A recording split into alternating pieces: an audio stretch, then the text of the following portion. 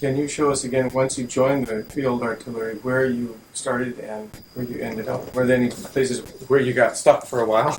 Well, as I said, we sort of came down to the Loire River. This is the Loire River. We turned left, which means eastward. We bypassed Paris, which, of course, was taken while we were doing all this. And then we started going east. We went through places such as Toul, which was one of the big battle scenes in the First World War. And it was interesting to stop there because we saw lots of major fortifications from the First World War, some of which we used for our own purposes. Went further east and north into Lorraine. This is the Lorraine. The Lorraine was re-annexed by the Germans as a result of their victory over France in 1940. The big center was Nancy, which was in French Lorraine, which was then established by Patton as the headquarters of his Third Army. And north of Nancy, Patton, or we, as part of Patton's army, essentially ran out of gas and supplies, and we stopped there. And we stayed there for about 6 weeks, from mid-September to early November 1944. And Nancy was where, in 1961, I suppose, you brought us through? Yeah, I remember. Is that the city with the gates with the gold and black? Exactly. I remember that. Exactly. It made a tremendous impression on me at that age. Excellent, and they still stand. They still stand. So that's what we went through. By that time, of course, the weather turned typical European fall weather, drizzly and rainy, which was murder for the big guns, mud, etc., and hard to move them. For future generations watching this, is there a way to describe really where you were outside of Nancy? If anybody wanted to go there again? I don't think very many future generations were going there for that purpose. No, but let's say they're passing through on the place where we stayed these 6 weeks, in one place, for 6 weeks, was a hill called Saint-Geneviève. Saint-Geneviève. It was named that for the village of Saint-Geneviève, which was on the western protected side of the hill. We, the observers, were dug in on the hill itself, facing the east. What we were facing was a valley of a river. The front at that point ran through that valley, sort of through the middle of that valley, and there were corresponding hills, corresponding to our hill on the other side, where our German counterparts were dug in looking at us. Now, this gave the Germans, of course, a bit of a respite, the fact that we had to stop for a while. Although by that time, of course, the Germans lost an awful lot of men and equipment in the American and other Allied advance. Let's not forget there were other Allied armies in France and Western Europe following the Normandy landing and the Mediterranean landings, and were losing a lot of men and equipment in Russia at the same time. So we were holding that until new supplies arrived. And then I remember early on the morning of such date as November 6th, or 1943, I was standing on guard. We had to do guard duty not only at the observation post, but also by the battery, late at night. And suddenly, the whole sky around us lit up. That was our own artillery firing. We, of course, had no forewarning of it. This was a surprise as the preparation for a new breakthrough. And indeed, in a few hours, we got our march orders to start moving further ahead. Obviously, the tanks and the infantry broke through German lines. And we moved rather rapidly through Lorraine to what is now the German border, capturing the part that the Germans captured from France in 1940. Now, the Saint-Geneviève hill is not easy to find, will not be easy to find by future generations, but it is basically between Nancy and the old, in this case, German fourth city of Metz. Both cities are well known, and somewhat closer to a city called Pont-à-Mousson, the bridge at Mousson, Pont-à-Mousson, which itself was a fourth city, and where sometimes we would establish our observation point. I would remind you that we found your foxhole. I found the foxhole too. Yeah. It was still there. Correction. A few moments ago, I said November 1943.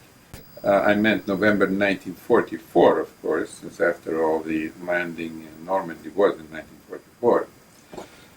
In the course of approximately a month, we moved from that position between Nancy and Metz. Here I have a larger scale map. Let me show again. Here is Nancy. Here is Metz. And here is a range of hills along the Moselle River. We were right by the Moselle River on its east bank. And on one of these hills here, which you may or may not be able to see on the screen, on these hills here, we had our position at Saint-Geneviève.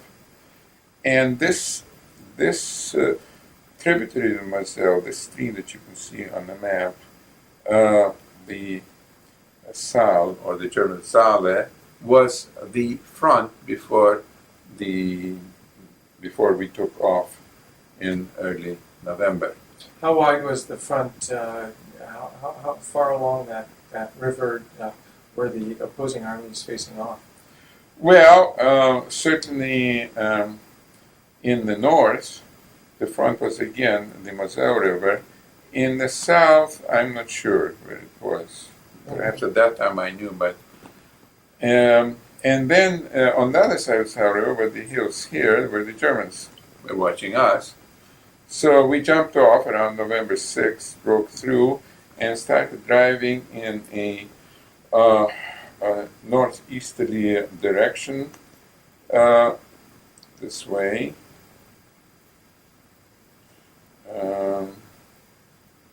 To the Saar River. This is the Saar River. And stopped at the Saar River. We were stationed along the Saar and ready to break through further.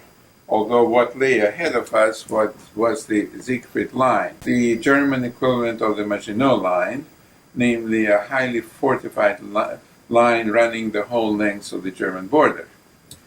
And it required some breaking through. As it turned out, the breaking through at that point was deferred because something else happened at that point. On December 16th, we suddenly got march orders. We got march orders because on that day, the Germans launched their now very well-known offensive in the area of Belgium, which led to, known at least in this country as the Battle of the Bulge. By that time, the Allies had already liberated all or virtually all of Belgium and Luxembourg and about half, the southern half of the Netherlands.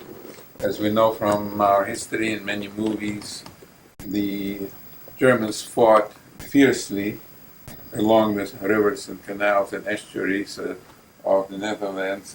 What was very important, the Allies had already taken the port of Antwerp. And that port became a major Allied supply port for the offensive against Germany. Now, the Germans, of course, at that time were already in very desperate condition, since the Russians were, I'm not sure exactly where, but almost on the border of Germany, if not already inside Germany, coming from the east, since the Allies were advancing up the Italian peninsula and getting close to Greater Germany, Austria, and so on there, and pressing against the German borders on the west. And so they launched a desperate action, an attack from their positions behind the Siegfried Line at a point facing Luxembourg and Belgium, and the area is known as the Ardennes, the name for the hills, not very high, but rather rough on the Belgian-Luxembourg-German border. The Ardennes were very lightly held by Allied troops, Americans in the southern part, British in the northern part, because the nature of the terrain was such that they did not expect a German attack there. The Germans, on the other hand, benefited from a long spell of overcast weather to move large forces towards that border, and then on December 16th, 1944, to launch the offensive. The offensive came very suddenly. The American forces there on the border were raw recruits, and the Germans broke through their defenses very fast and started pouring their panzer, meaning armored columns, into the Ardennes with the eventual aim of capturing Liège, a major Belgian city on the way, and then Antwerp. That would have been disastrous for the Allies.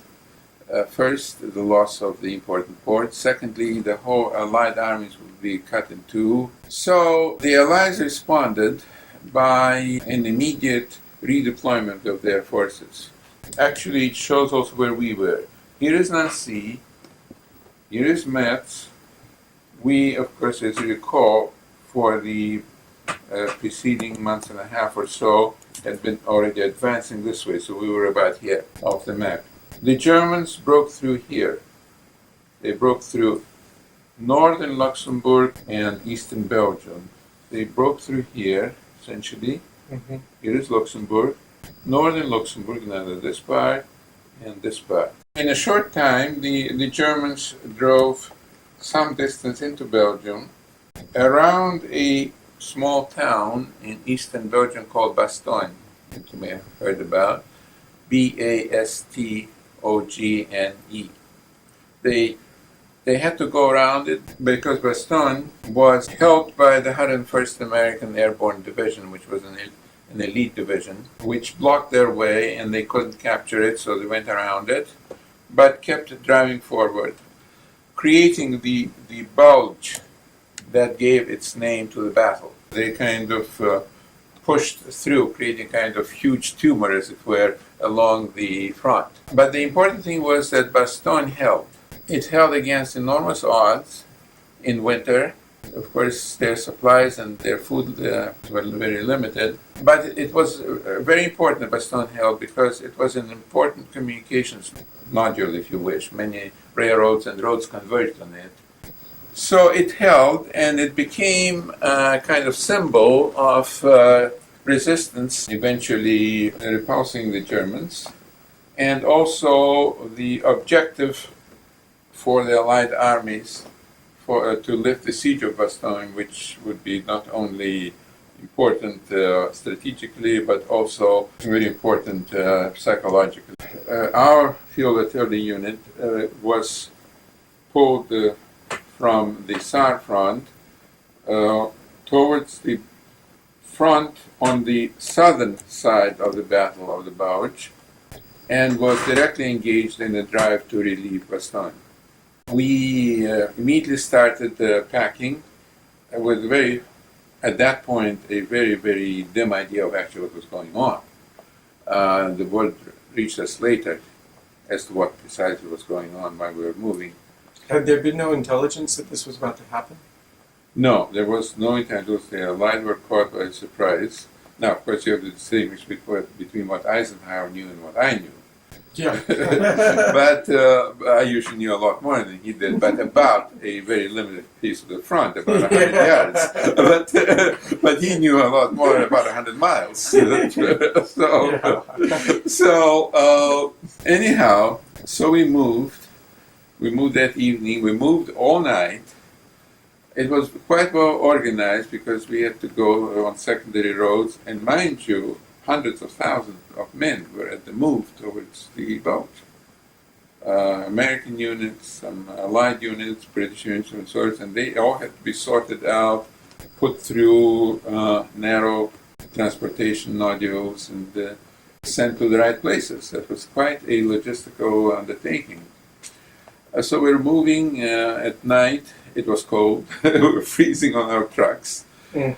And we moved and we moved and we moved through the northern French town of Longwy, Longwy. Then, a short time later, through the southern Belgian town of Arlon, Arlon. And somewhere east or northeast of Arlon, finally, we were ordered to stop and bivouac for the night. Of course, today on a highway, it would take you maybe an hour and a half to drive that distance or that long. So we plunked down exhausted in that Belgian field and slept with the usual guard set out and so on. And I remember waking up with a strange sight around us. We had actually not pitched our tents. Instead, we sort of wrapped up in our sleeping bags and slept on the snowy ground. And woke up with a strange sight, as I say. A local woman, Belgian woman, walking around from sleeping bag to sleeping bag and offering cups of hot coffee. Which was very welcome. One of those memorable things. Well, but this didn't last very long, no time for croissants. And so we're told to move again. And when we moved into a position a little northeast of Luxembourg City, already in the Dutch of Luxembourg, and of course we observers to go through the usual paces. And then started the very slow squeezing of the Bulge. The Germans rather skillfully avoided being completely cut off by a pincers movement, which of course difficult for us because of the same terrain problems. And they just slowly withdrew as we squeezed them and squeezed them and squeezed them. If I remember correctly, Bastogne was finally liberated in late January, which means over a month after it had surrounded. There is a whole body of lore and myth about Bastogne. The 101st Airborne Division was commanded by General McAuliffe, who became very famous. The Germans, of course, repeatedly attacked his men. It had its own light tanks, as airborne divisions have, which had been dug in to serve as artillery, and of course the paratroopers were dug in, and so on. The Germans sent an ultimatum to him to surrender. McAuliffe gave an answer which went into history forever. It was a one-word answer that you may remember, nuts, N-U-T-S, which took the Germans probably about half an hour to decipher. Whether it meant that he was surrendering or not surrendering. I also later, many years later, at the think tank at Stanford in around 1969-70, met a Yugoslav, ex-Yugoslav, who served as the private bodyguard to McAuliffe at Bastogne. With a lot of stories from him. And I would not have wanted to meet that bodyguard on a dark night in the Ardennes, frankly. So, and we moved along rather slowly through Luxembourg, then turning into Belgium, because Bastogne was Belgium, all the while shooting in support of the advancing troops. Then when Bastogne fell, the siege fell, and Bastogne was liberated, we turned back into Luxembourg, and this time northern part of Luxembourg. What happened was that we started sort of down here and slowly moved this way, then into Belgium towards Bastogne. Bastogne is here, and then back into northern Luxembourg. And we discovered that Luxembourg was a very beautiful country. We moved to the eastern border of Luxembourg and the border of Germany, facing the Siegfried Line. There we stopped for several weeks, while I guess other Allied troops pulled up, and the Bulge was completely wiped out. Sometime in the middle or late February, the offensive against the Siegfried Line began, And again, our very heavy guns played a major role in that. And we broke through in just a few days. And then started our advance, rather rapid advance into Germany. Once we were behind the Siegfried Line, given the late point of the war, the Germans really had very little to oppose us with. So we advanced into Germany, so we're around here, then turned southward, west of Cologne. This is Cologne, and drove to the Moselle River. This is the Moselle River, well known for its mines. Although unfortunately we had little time to stop. However, a few cases were, I'm afraid, liberated. Then went down and towards the Rhine. This is the Rhine River, of course, near the city of Darmstadt, which is on the other side. Famous for its Art Nouveau that Joan and I visited. Now, the Rhine actually was mainly forced north of here. The famous bridge of Remagen. It's quite a story how the Germans mined the bridge and how quick action by the Americans made that mining ineffective in the Americans. But what we saw here, sitting on the hills east of the Rhine, on occasion firing in support, was one of the more interesting things. The engineers started building a pontoon bridge at this point. There were some attempts by German planes to disrupt that, but not very successful. And for a while we had to lay a smoke screen. But we watched the engineers build the Rhine is a very wide river here. As I said, early in the morning we started building. The first armored division crossed at 3 p.m. That's a And huge then river. the next armored division, and the next armored division, and the infantry divisions, and so on, and the following day, the heavy artillery, and so we went on. Gee. That was a very... Crossed the Main River and searched to the part of Germany known as Thuringia, pulled back east south because the Russians protested that we took Thuringia, and I think rather foolishly, the Allied side gave in to their protest. They claimed that Thuringia should be theirs. Later on we found out that they protested so heavily because they knew that German atomic bomb research was going on there. And then we moved parallel to the Czech border and then into Czechoslovakia, where we stopped and where VE Day caught up with us. So soon thereafter our unit was pulled back into Germany, essentially positioned at various places along the Danube, carrying occupation duty. We were, for a while, guarding prisoner of war camps. For a while, we were taking care of displaced person camps. Those were, of course, friendly and not enemy. For a while, we were just sitting around and so on. Some of us expected perhaps terrorist acts on the parts of die-hard Germans, Nazis, and so on, but nothing like that happened at all. That was very interesting. Nothing like that happened at all. As for myself, I had accumulated quite a few points. These points served to determine the sequence of people being demobilized, discharged from the army in the war. And when the war also ended in the Pacific with the surrender of Japan, September 15th, 1945. And so I quickly accumulated a large number of points. By the end of the year, 1945, I had enough to be discharged. Now, I had my choice. I could, of course, go immediately home, but I had a different problem, the problem of my parents who were still in Japan, and who I knew could not immediately get out there. By that time, I was beginning to establish initial contact with them, and it was clear that they couldn't come out immediately.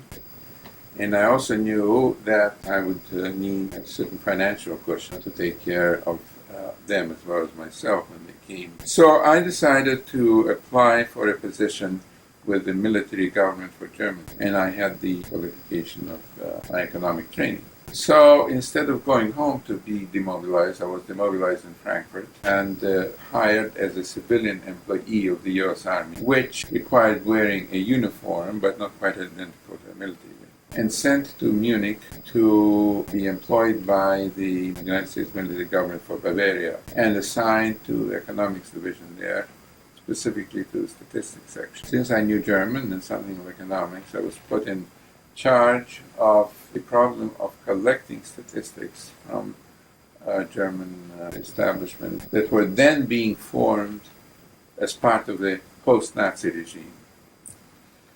So I would have to collect these data. Of course, I did not do the actual counting of things. The Germans did, but I negotiated with the Germans, and let's say I could speak German, so that helped a lot, and we helped put together reports that were sent to Frankfurt, which contained the headquarters of the American occupation at that time, and then we sent to Washington and so on.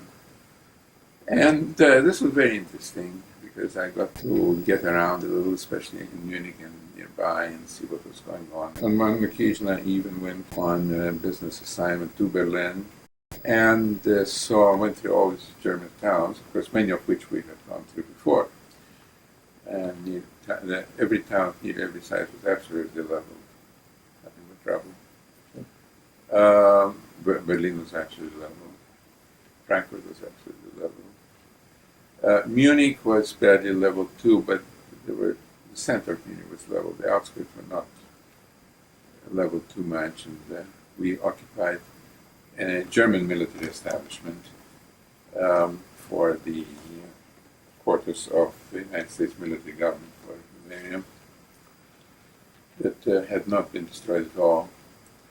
And then I got word that my parents would be coming back in 46, in fall 46. So in the summer 46, in July, I had myself terminated and traveled back to the States. So you worked in that capacity for about a year?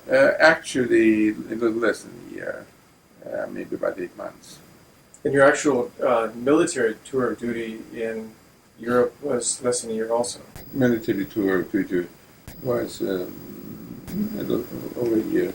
You see, I landed in Europe, landed on the continent early August, and I was civilianized around Christmas 1945, so more like a year and a half. I was thinking of VE Day, but you stayed in the military another The actual 6 months. fighting. What I can do now, I'll pull out my sparse collection of photographs just to illustrate a few things.